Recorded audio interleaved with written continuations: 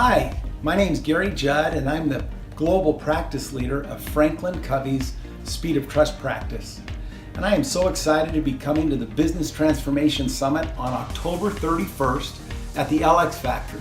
We're going to be talking about trust, and more specifically, the speed of trust. You see, the simple, often overlooked fact is this: work gets done with and through people.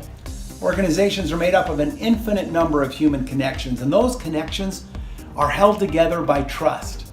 That's why there's nothing more impactful on people, their work, and their performance than trust. We're going to be talking about two big ideas. First, the compelling case for trust. Now, many people are calling trust the new currency of our interdependent, collaborative world. And of course, we agree with that, and we'll share some interesting data on why that is. Second, how do you do something about it? What are the two things that every leader, every team, every organization needs to know and do in order to create and sustain a high trust culture? I really hope to see you there so that we can explore and collaborate on these great ideas together. See you then.